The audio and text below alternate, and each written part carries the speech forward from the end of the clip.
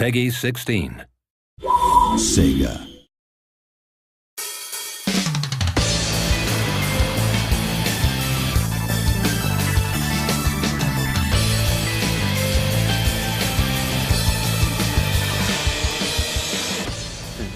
I joined Sega in 1993, so I'm going on my 19th year. Sega and Namco were the two giants back then. I applied to both, but just happened to interview with Sega first. I joined Sega a year before Osaki in 1992, so I'm in my 20th year. So the one project we worked on together side by side in the early days is Daytona, USA, and since then, we've been a team.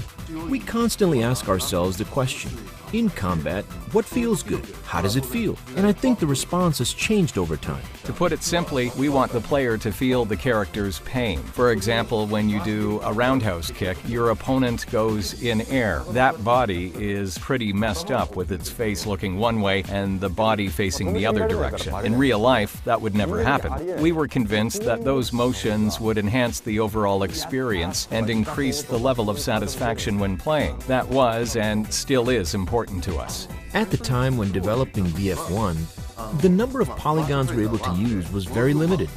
I mean, compared to what's possible today. The foundation was very poorly made. But our challenge was to create a realistic, human-like character and use the most amount of polygons ever used in a game at the time.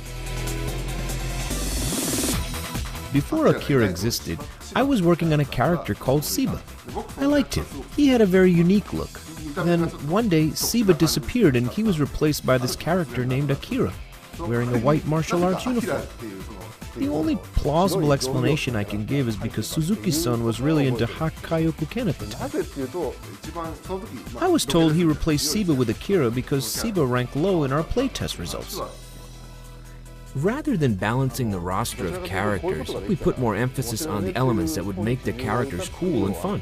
The main concept behind VF3 was to have the players move around freely in the 3D field, so we added the fourth button to allow for that movement. In VF4, we ended up assigning that to the joystick instead.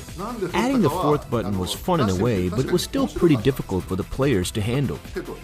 We came up with a tug-of-war-like mechanic where two characters would be linked together at their wrists.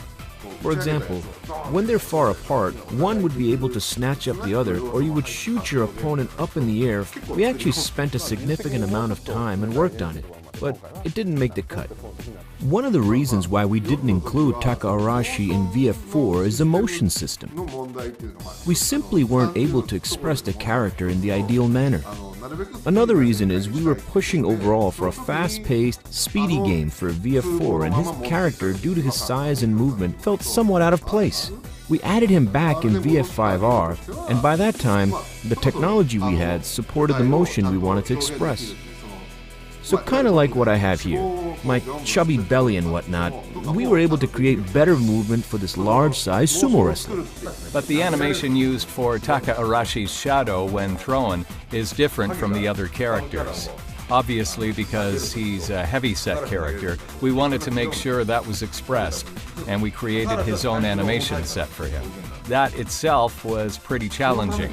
When working on VF4, we just didn't have the workflow in place to create it. But by the time we got working on VF5, we had the right technology, and giving special care and treatment just for Taka Arashi wasn't an issue.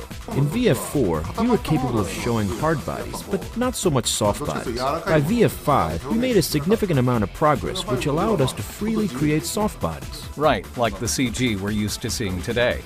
But I can't think of anything where I felt so strong about something and didn't make a game. As a team, we would come up with various concepts and ultimately decide which ones fit the game. With characters and stages, I don't think we stressed too much over which ones to use. It was a pretty straightforward process. In the end, we wanted to make sure our characters and the moves were easy to understand. So, for example, Jai Kundo, Chinese Kempo, professional wrestling, and having a very well-built male character, a female character, and so on. Well, the good news is that this console release will be exactly the same as the last arcade version. It's actually a rare occasion because in the past, the overseas version of the games were a slightly older version of what was running in Japan. So I hope everyone is ready to take on the challenge.